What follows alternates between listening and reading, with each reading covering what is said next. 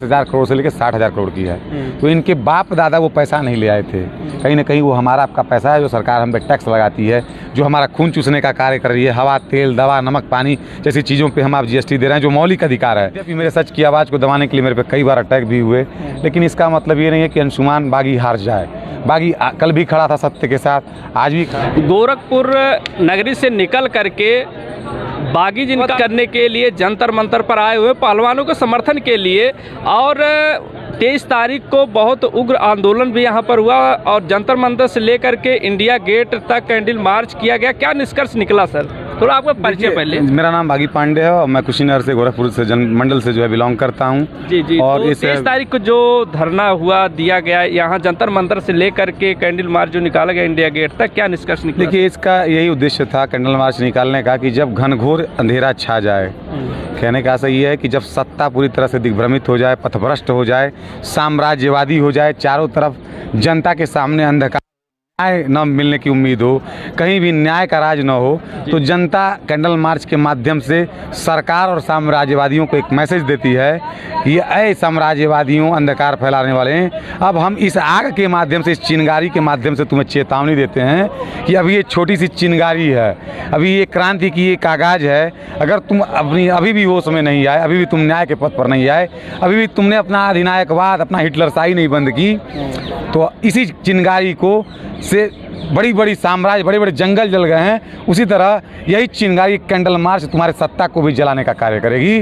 और फिर से एक नया जन चेतना, लोक चेतना जगा के एक नई चेतना जगाने का कार्य करेगी और रिवोल्यूशन लाने का कार्य करेगी। इसका यही मकसद था। फिलहाल ये पहलवानों से रिलेटेड एक आंदोलन था, तो मैं समझता हूँ कि ये आंदोलन सिर्फ 4 पहलवान, महिला पहलवानों का या फिर 7 पहलवानों का नहीं है। मैं समझता हूँ कि ये प्रत्येक देश की बेटी का भी आंदोलन हो चुका है, देश में रहने वाली प्रत्येक माँ और महिला का आंदोलन हो चुका है। क्योंकि पूरी सरकार यार एक छोटे से इशू पे, जिसपे एक बलात्कारी, एक भ्रष्टाचारी, एक माफिया को बस उसको कानून के दायरे में लाने की बात थी, और उस पर पूरी सरकार 1 महीने से मौन है, क्योंकि 2024 का चुनाव सामने है और पूरी सरकार ही सत्ता के लिए भेड़िया बन चुकी है। पांडे जी, हमें ये लगा आप दवा के लिए आए थे यहाँ पर। कुछ लोगों से हमने सुना कि आप दवा के लिए आए और पहलवानों का दर्द आपने देखा, तो इसीलिए आप भी 3-4 दिन लगभग हो गया। ऐसा कुछ भी नहीं है, मैं स्पेशली इन बेटियों के लिए ही चल के आया, क्योंकि मैं ये करीब 20 दिन से देख रहा था। चूँकि मेरा एक लंबा इतिहास रहा है सोशल एक्टिविस्ट का, मैंने हजारों मुद्दे जनता के उठाए हैं, तमाम मंचों से उठाए हैं और उस पर जीत हासिल की है। यद्यपि मेरे सच की आवाज़ को दबाने के लिए मेरे पे कई बार अटैक भी हुए, लेकिन इसका मतलब ये नहीं है कि अंशुमान बागी हार जाए। बागी कल भी खड़ा था सत्य के साथ, आज भी खड़ा है।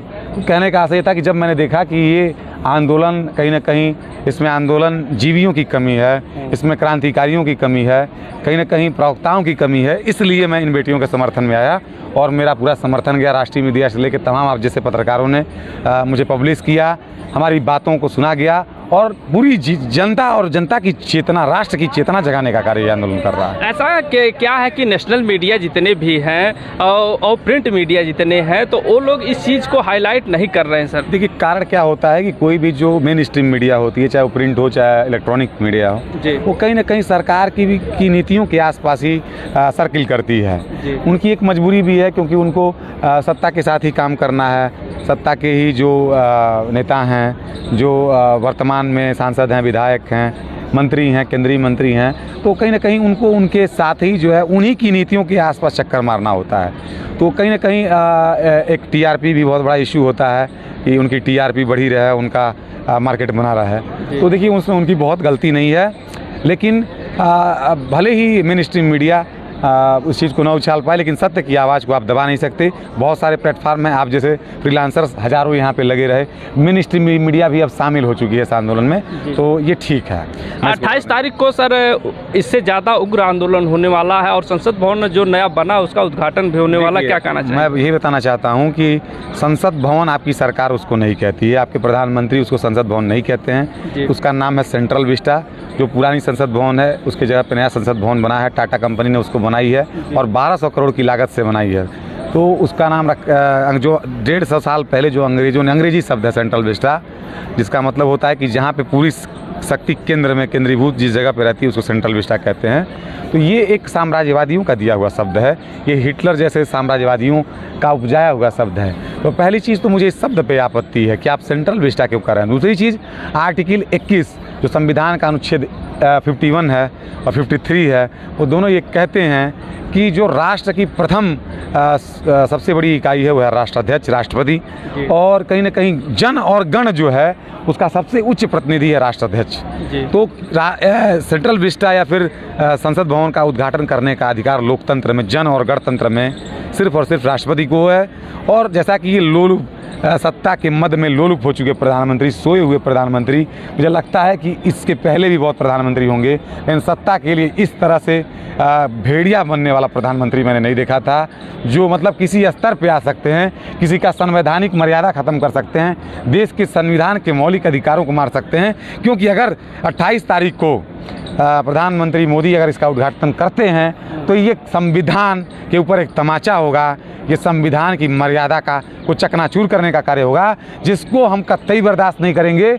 इसलिए इस अधिनायकवादी मोदी सरकार के खिलाफ, इस हिटलर शाही मोदी सरकार के खिलाफ ये क्या करेंगे उस सदन का उद्घाटन, वो जन और गण का जो है लोकसभा का वो सदन है, जहाँ पे दोनों सदन वहाँ पे उनकी भवन है, हमारी महिलाएं जा रही हैं उद्घाटन करने। इनको मैं बताना चाहता हूँ आपके माध्यम से, क्योंकि एक सोया हुआ प्रधानमंत्री जिसको अधिकार नहीं है उस संसद भवन का उद्घाटन करने का, तो इसलिए हमारी महिलाएं जाके उसका उद्घाटन करने का कार्य करेंगी, क्योंकि हमारी महिलाएं मातृशक्ति हैं। उसी महिलाओं ने इस मोदी को भी पैदा किया और प्रत्येक नागरिक को, प्रत्येक व्यक्ति को पैदा किया है। तो मुझे लगता है कि इसका अधिकार उन्हीं को ही देना चाहिए, क्योंकि मातृशक्ति इस समय आपके देश की राष्ट्राध्यक्ष भी है, ज्योति मुर्मू जी हैं, जो कि तो बिल्कुल। तो सर कहना चाहेंगे कि इस पर जो राष्ट्रपति जी हैं उनको बुलाया नहीं गया है, तो क्या कहेंगे आप? देखिए, कहीं ना कहीं पूरी गवर्नमेंट जो है, मैंने कहा अधिनायकवादी है। एक आदिवासी महिला को उन्होंने राष्ट्रपति बना है। मेरा सम्मान उनके प्रति बहुत ही ज़्यादा है और मेरे दिल में बहुत ही उनके लिए सम्मान है। मुझे लगता है कि उनको हस्तक्षेप करना चाहिए। क्योंकि आप संविधान की संरक्षक हो, आप इसीलिए हो कि संविधान में जो कानून है, जो चीज़ें हैं, उनकी आप रक्षा करो। तो अगर आज मोदी जैसे एक प्रधानमंत्री के एहसान के तले दब के आप अपने मौलिक अधिकारों को मार रही हो, तो जब देश का राष्ट्राध्यक्ष अगर अपने मौलिक अधिकारों का हनन होते हुए बर्दाश्त कर सकता है, तो आम नागरिक की क्या होगी हाल। तो इसीलिए मैं कह रहा हूँ कि अब इस देश को रिवोल्यूशन की ज़रूरत है। अब ये सत्ता में बैठे हुए मोदी सरकार में जो भूखे भेड़िए हैं, जिन पे 70% से ज़्यादा जो सांसद ये सदन में बैठे हुए हैं, इन्हें ये चोर डकैत जिनके ऊपर बलात्कार, मर्डर, इन्हें गिरफ्तारी क्यों नहीं हो रही, इसके पीछे का राज क्या है? कह तो रहे हैं कि 2024 लोकसभा चुनाव आसन्न है और कहीं ना कहीं ये माफिया 2-3 संसदीय क्षेत्रों को प्रभावित करते हैं ब्रजभूषण। तो पूरी सरकार को ये है कि कहीं हमारा जो सपना है कि पूरी पूर्ण बहुमत की सरकार है वो प्रभावित न हो जाए, और पूरी गवर्नमेंट बचा रही है। क्यों? और एक कारण और भी है कि सिर्फ ब्रजभूषण तक ही मामला नहीं है। जिस दिन ब्रजभूषण गिरफ्तार हुए और उनसे बड़े स्तर पे निष्पक्ष न्यायिक समिति जांच करेगी, तो मुझे लगता है कि भी बहुत सारे ऐसे नेता हैं जो सत्ता पक्ष में बैठे हुए हैं, उनकी पहलवानों के सर जिसने गोल्ड मेडल देश के लिए 60,000 करोड़ नहीं मिल रहा। आज ब्रजभूषण शरण सिंह की जो कैपिटल है, जमा पूंजी है, वो 20,000 करोड़ से लेकर 60,000 करोड़ की है। तो इनके बाप दादा वो पैसा नहीं ले आए थे, कहीं ना कहीं वो हमारा आपका पैसा है जो सरकार हम पे टैक्स लगाती है, जो हमारा खून चूसने का कार्य कर रही है। हवा, तेल, दवा, नमक, पानी जैसी चीज़ों पे हम आप जीएसटी दे रहे हैं, जो मौलिक अधिकार है, जिस पे कोई टैक्स नहीं होना चाहिए, उस पे ये निकम्मी सरकार टैक्स ले रही है। प्रशासन पे क्या कहना चाहेंगे, किस प्रकार? प्रशासन पे यही कहना चाहेंगे कि ये एक जो कहता है खुद को अपने आप को ये बंदा कि जो है मैं चाणक्य हूँ, जिसको ये भाजपा वाले चाणक्य कहते हैं सत्ता का, अमित शाह जी जो बैठे हुए हैं, तो सेंट्रल एजेंसियों के अंडर में दिल्ली पुलिस है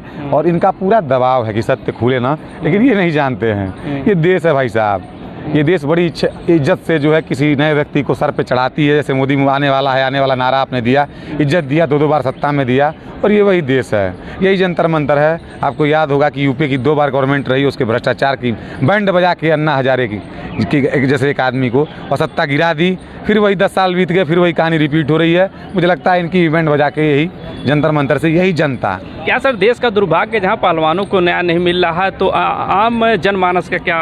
देखिए, न्याय में देरी हो सकती है, लेकिन हमारी अभी मैं बता दूं कि हमें पूरा विश्वास है अपने संविधान पे, और चूंकि इस समय जो चीफ जस्टिस हैं DY चंद्रचूड़, वो मुझे लगता है कि बहुत बड़े प्रोटेक्टर हैं संविधान के। उन्हीं की बदौलत आज ये FIR दर्ज हुआ और ब्रजभूषण जैसे लोग आज कानून के दायरे में आ चुके हैं। थोड़ी सी देर हो सकती है, अंधेर नहीं, जेल जाना ही होगा, इसमें कोई बट नहीं है। 15 दिन का मौका SIT ने लिया था, देखते हैं, सुप्रीम कोर्ट भी निगाह बनाए हुए है, अंत में कोई जेल नहीं हुआ। अब मुझे तो लगता है कि अभी तक जेल जाने के लिए ये पहलवान अड़े हुए थे और देश अड़ा हुआ था। अब मुझे ऐसा लगता है कि इनको फांसी के फंदे तक भी ये संविधान पहुँचाएगा। 28 तारीख में सर आप भाग लेंगे कि नहीं लेंगे? देखिए, कतिपय कारणों से मैं अभी कुछ डिक्लेयर नहीं कर सकता। अभी मैं इस आंदोलन में पूरी तरह से सपोर्ट में हूँ, अभी मैं मौजूद हूँ और जैसी परिस्थितियाँ बनेंगी मेरा पूरा सपोर्ट है। मैंने 2 सुप्रीम कोर्ट में PIL भी दाखिल की हैं। इसके अलावा मैंने राष्ट्रपति को भी पत्र लिखा है, महामहिम राष्ट्रपति को, और तमाम ज्ञापन भी मैं लगातार प्रेषित कर रहा हूँ कि 28 का ये जो एक गलत, एक पूरे विश्व स्तर पे एक बहुत ही गलत मैसेज जा रहा है, क्योंकि ये सत्ता में भूख, सत्ता का भेड़िया बन चुका ये जो हमारे प्रधानमंत्री नरेंद्र मोदी हैं। क्योंकि ये सिर्फ प्रधानमंत्री नहीं हैं, इस जन और गण के द्वारा चुने हुए एक प्रधानमंत्री हैं। तो अगर ये अपने आप को समझ रहे हैं कि बहुत विशेष हो चुके हैं, तो ये मत भूलें कि वही देश है कि लोगों को सर की पगड़ी भी बनाता है, और जब इसका रिवोल्यूशन जग जाता है, इसकी आत्मा जग जाती है, तो क्रांति करके उसको चप्पल की तरह पैर में पहनने वाली जूती भी बनाता है। तो कहीं ऐसा